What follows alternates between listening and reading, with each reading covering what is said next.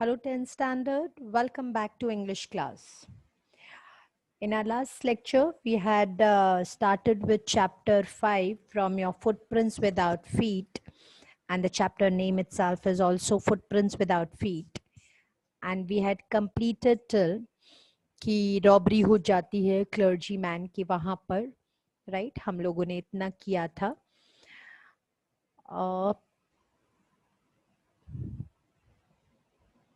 ठीक है. So now we will continue कि आगे देखते हैं कि क्या हो जाता है, क्या होता है. थोड़ा सा बेस फिर से जो है लास्ट लेक्चर का ले लेते हैं. क्लर्जी मैन जो है वो एंटर होते हैं रूम में and then what does he see. Then to his amazement he realized, he over here is clergyman, realized that room appeared to be empty. He and his wife looked under the desk, behind the curtains, and even up the chimney. There wasn't a sign of anybody. Yet the desk had been opened and the housekeeping money was missing. अब clergyman और उनकी wife जो थी, they had heard some noise from the study room, right? They went downstairs and they opened the door, and to their amazement, what did they see? कि room जो था वो empty था, राइट? मतलब उन्होंने देखा, डेस्क के नीचे भी देखा, कर्टन्स के पीछे देखा, चिमनी के वहां पर देखा, सब जगह देखा, but they couldn't find anybody over there. But still, though there was nobody over there, but still the money which was lying in the desk was robbed. Money was not there. The desk had been opened and housekeeping money was missing. Extraordinary affair, the clergyman kept saying for the rest of the day. Now this is definitely an extraordinary affair because कोई नहीं है तो पैसा कौन चुरा कर लेके गया, right? And clergyman, he was very much surprised. But the same extraordinary thing happened even with Mrs. Halls. जब मिसेस हॉल का फर्नीचर जो है वो खुद ब खुद चलने लगा. अब कैसे चलने लगा, let's see. The landlord and his wife were up very early and were surprised to see the scientist's door wide open. Usually, it was shut and locked, and he was furious if anyone entered his room. अब यहाँ पर वो जो इन जो था, ठीक है, guest house जहाँ पर जो ग्रिफिन रहा हुआ था, अब मिसेस हॉल्स जो है, हस्बैंड वाइफ दोनों जो है, मिस्टर एंड मिसेस हॉल्स, वो जल्दी उठ गए थे और उन्होंने देखा कि ग्रिफिन का रूम जो है, साइंटिस्ट का रूम जो है, वो खुला हुआ था. यूजुअली वो पूरा दिन वो रूम बंद रहता था और लॉक्ड रहता था. और ही वॉज फ्यूरियस, मतलब ग्रिफिन वुड बी फ्यूरियस, उन्हें बहुत गुस्सा आता था अगर कोई भी उनके रूम में आता था. The opportunity seem too good to be missed. अब क्योंकि उन्होंने अंदर से किसी भी साइंटिस्ट का रूम देखा नहीं था और ग्रिफिन को बहुत गुस्सा आता था अगर कोई उनके रूम में आता था, तो आज मिस्टर एंड मिसेस हॉल्स ने देखा कि दरवाजा खुला हुआ है. सो दे बिकेम लिटिल क्यूरियस कि let us see what is happening inside. And they did not want to miss this opportunity. They peeped round the door, saw nobody and decided to investigate. तो उन्होंने door पे से पीप किया, right, और देखा कि कोई भी रूम में नहीं है. सो उन्होंने डिसाइड किया कि let us go and investigate कि साइंटिस्ट के रूम में है क्या. The bedclothes were cold, showing that scientists must have been up for some time. And stranger still, the clothes and bandages that he always wore were lying about the room. अब वो जैसे ही room में जाते हैं तो वो देखते हैं कि जो बेड के क्लोथ्स जो थे दे वर कोल्ड, राइट, और वहां पर साइंटिस्ट को जो कपड़े पहने हुए होते थे, यूजुअली बैंडेजेस वगैरह, जो उनके फेस पर जो पूरा बैंडेज लगा हुआ था ना, वो सब भी रूम में पड़ा था. All of a sudden, Mrs. Hall heard a sniff close to her ear. और सडनली मिसेस हॉल को ऐसा लगता है कि किसी ने उनकी कानों के पास में स्निफ किया, right? She could hear the sniffing noise. A moment later the hat on the bed post left up and dashed itself into her face. और फिर उन्होंने देखा वो जो हैट जो पड़ी थी बेड पोस्ट के वहां पर, वो पास में जो कॉर्नर होता है ना बेड का, वहां पर जो हेड अब हैट पड़ी थी, जो टोपी पड़ी थी, जो कैप हैट पड़ी थी, राइट, वो सडनली मतलब उठी, मतलब उठी और उनकी फेस की तरफ आई। अब आप इमेजिन करो हैट जो है अपने आप ही उठकर और फेस की तरफ आए, कैसा लगे। Then the bedroom chair became alive, और फिर बेडरूम में जो चेयर पड़ी थी ऐसे लगा कि वो भी अलाइव हो गई हो, उसमें भी जान आ गई हो, और वो भी मिसेस हॉल की तरफ आई। Springing into the air, it charged straight at her legs foremost. मतलब ऐसे लग रहा था कैसे चेयर ने उनके ऊपर अटैक किया हो, ऐसे मतलब सीधा चेयर उनकी तरफ जैसे अटैक करने एकदम आई। As she and her husband turned away in terror, the extraordinary chair pushed them both out of the room, and they then appeared to slam and lock the door after them. और ऐसा लग रहा था वो जो chair जो है अब नेचुरली एकदम अपनी तरफ जो है अपने आप ही बिना किसी के हेल्प के चेयर जो है हमारी तरफ आए, तो हम क्या सोचेंगे, ओ माय गॉड यहाँ पर तो कोई भूत प्रेत है, कोई स्पिरिट्स है, कोई घोस्ट है।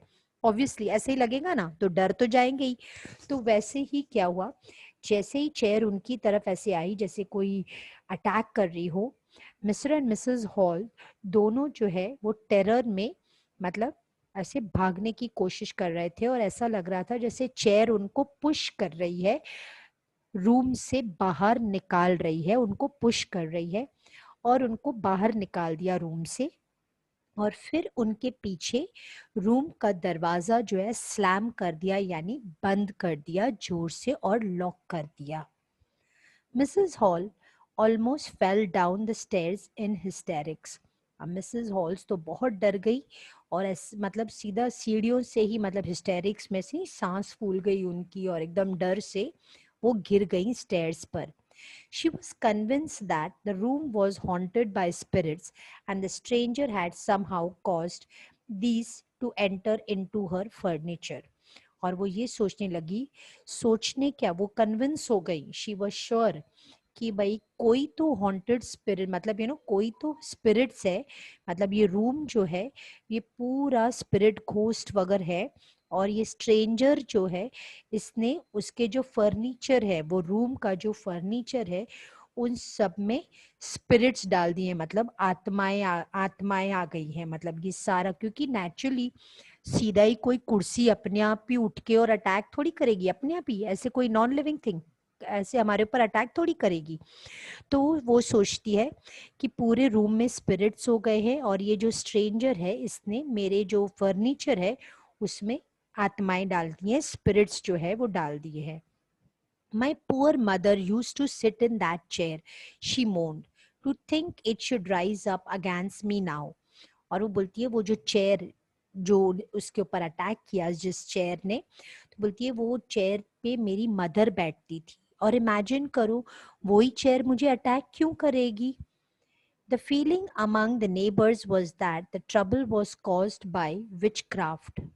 But witchcraft or not, when news of burglary at the clergyman's home became known, the strange scientist was strongly suspected of having had a hand in it.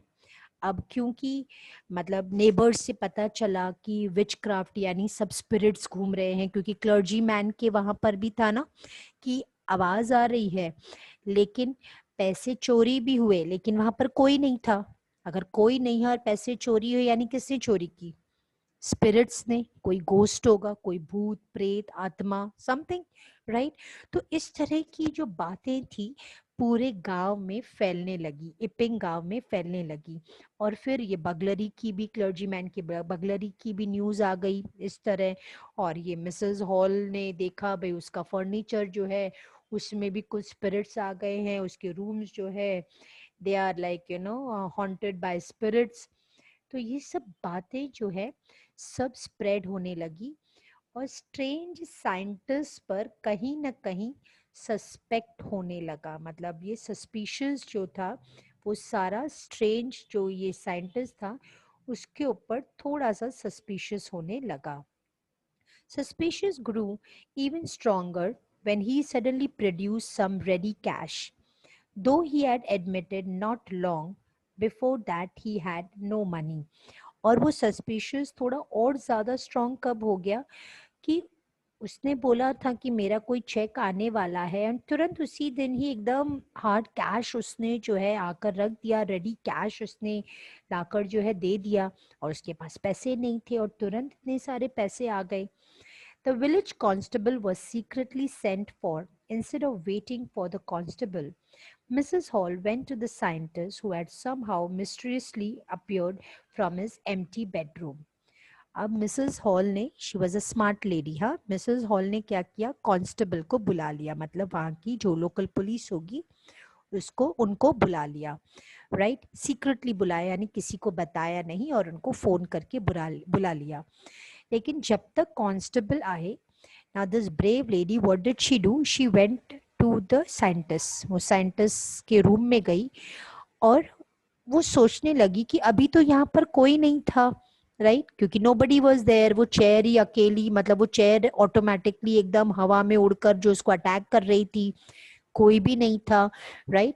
तो उसको एकदम सडनली रियलाइज हुआ कि ये scientist जो room में बैठा है वो आया कहाँ से, मतलब अगर आता तो दिखाई तो देता ना, अगर बाहर से भी आता तो दिखाई देता. I want to know what you have been doing to my chair upstairs, she demanded. तो वो पूछती है कि तुम मेरी चेयर के साथ क्या कर रहे हो, and I want to know how it is you came out of an empty room and how you entered a locked room. फिर सेकंड क्वेश्चन पूछती है कि ये रूम पहले अभी एम्प्टी था, तो तुम आए कैसे इस रूम के अंदर. सेकंड, ये रूम तो लॉक था, क्योंकि वो नहीं, चेयर ने उनको बाहर निकाल दिया था और दरवाजा लॉक हो गया था. जब अगर दरवाजा लॉक हो गया है तो बाहर वाला आदमी अंदर कैसे जा सकता है ना. तो बोलती है कि पहले तो तुम मुझे बताओ कि ये तुम मेरे ये फर्नीचर, ये चेयर्स वगैरह के साथ तुम क्या कर रहे हो. दूसरा कि this room was empty right now, तो how did you enter, and how did you enter the locked room, how did you enter. अब लेट्स सी कि इधर देखो क्या होता है. The scientist was always quick tempered. Now he became furious. You don't understand who or what I am, he shouted. Very well, I'll show you. अब scientist, हमने पहले पैराग्राफ में पढ़ा है ना, फर्स्ट पैराग्राफ में हमने क्या पढ़ा था, he was quick tempered, short tempered, है ना. तो वो ऑलरेडी शॉर्ट टेम्पर था, तो उसको बहुत जल्दी गुस्सा आ जाता था, तो बिकेम फ्यूरियस, उसको बहुत ज़्यादा गुस्सा आ गया और वो गुस्से में बोलता है कि तुम मुझे जानती नहीं हो, who am I, what am I, and he shouted and I will show you. अब वो क्या देखता है, देखते हैं क्या दिखाता है. Suddenly he threw off bandages, whiskers, spectacles and even nose. और suddenly वो क्या करने लगता है, उसको जो bandages you can see in the picture, right, he's removing the bandages, है ना. तो वो क्या करता है, he says I'll show you, और फिर वो bandages जो उसके face पर था, head पे जो bandages लगी हुई थी, वो remove करने लग जाता है. whiskers वो अपनी मूछें निकाल देता है, spectacles निकाल देता है, इवन वो nose भी निकाल देता है, वो जो नकली artificial nose उसने लगाया था. It took him only a minute to do this. The horrified people in the bar found themselves staring at a headless man. अब जैसे ही उसने बैंडेजेस निकाला और स्पेक्स निकाल दिए, नोज भी निकाल दिया, मूछें निकाल दी, और वो तो इनविजिबल था. तो अब इमेजिन करो, अब देखो ये पिक्चर, मतलब कपड़े है, अब ये निकाल रहा है और यहाँ पर सर तो है ही नहीं, राइट. अब ये जो बार में जो लोग बैठे थे, they were shocked to see a man without head, headless man, बिना सर का आदमी. अगर हम वहां पर होते तो शायद I would have died over there, right? Mr. Jaffers, the constable, और अब तक कांस्टेबल भी वहां पहुंच गया था. कांस्टेबल का नाम क्या था, mister जफर्स. Now arrived and was quite surprised to find that he had to arrest a man without a head. अब वो कांस्टेबल सोचता है कि मैं इसको अरेस्ट तो करूं, लेकिन किसको, मतलब ये बिना सर का, बिना हेड के इस मैन को मुझे अरेस्ट करना पड़ेगा. But Zafar was not easily prevented from doing his duty. But duty तो करनी है, right. If a magistrate warrant ordered a person's arrest, then that person had to be arrested with or without his head. अब जफर सोचता है मुझे arrest तो करना पड़ेगा। मैजिस्ट्रेट अगर पूछेंगे कि तुम अरेस्ट करके आए, जिसके नाम का वारंट निकला है वो पर्सन कहाँ है, तो मुझे अरेस्ट तो करना ही पड़ेगा। The person has to be arrested. अब उसका सर है या नहीं है, विथ और without head, I have to arrest him. There followed a remarkable scene as the policeman tried to get hold of a man who was becoming more and more invisible as he threw off one garment after another. अब यहाँ पर तो अलग ही scene हो गया। वो policeman जैसे जैसे वो मैन को पकड़ने की कोशिश कर रहा था, ये मैन थोड़ा थोड़ा इनविजिबल होता जा रहा था। थोड़ा थोड़ा इनविजिबल मतलब वो जैसे जैसे अपने गारमेंट्स यानी कपड़े उतारता जा रहा था और वो इनविजिबल होता जा रहा था। Finally a shirt flu into the air and the constable found himself struggling with someone who could not see at all. और फिर उसकी बॉडी पर जो लास्ट शर्ट थी वो भी उसने उतार कर फेंक दी। अब तो पुलिसमैन के लिए बहुत डिफिकल्ट हो गया कि वेयर इज द मैन, कहाँ पकड़ूं, राइट, बिकॉज वो इनविजिबल हो गया। Some people try to help him. अब कुछ लोग वहां पर बार में जो थे, वहां पर जो भी लोग होंगे, तो वो सब पुलिस को हेल्प कर रहे थे, but found themselves hit by blows that seem to come from nowhere. अब जैसे उसको पकड़ने की कोशिश कर रहे थे तो ऐसे उनको लग रहा था कि कोई उनको मार रहा है, right. They were hit by the blows, उनको कोई मार रहा है। जैसे नहीं मदर इंडिया में हमने देखा है कि जैसे होते हैं कि कोई थप्पड़ मार रहा है, कोई पंच मार रहा है, लेकिन कौन मार रहा है पता नहीं, है ना। तो वैसा ही इधर भी सीन हुआ। People, they were trying to help him to catch that man, but because he could not be seen, he was invisible, so they were hit by the blows. In the end, Jafar was knocked unconscious as he made a last attempt to hold on to the unseen scientist. अब वो policeman Zafar ने एक last attempt किया था उसको पकड़ने के लिए, एंड ही वाज नॉक्ड, वो इतनी जोर से नॉक्ड हो गया कि ही बिकेम अनकॉन्शियस, वो बेहोश हो गया। There were nerves, excited cries of hold him. Ab now people were, nervous ho gaye, people overexcited ho gaye. They started yelling and shouting, hold him, catch him. But this was easier said than done. But बोलना आसान था, Griffin को पकड़ना बड़ा मुश्किल। पकड़े कैसे, वो तो दिखाई नहीं दे रहा है, तो पकड़ेंगे कहां पर। Griffin had shaken himself free and no one knew where to lay hands on him.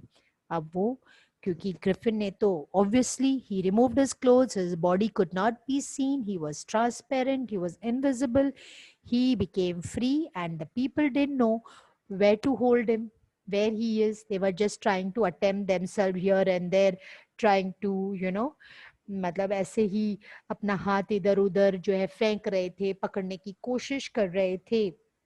they were dodged, वो blows उनको मिल रहे थे, they were hit by him, right, they were knocked, but they could not catch hold of him. This is a story of an invisible man, footprints without feet, written by H.G.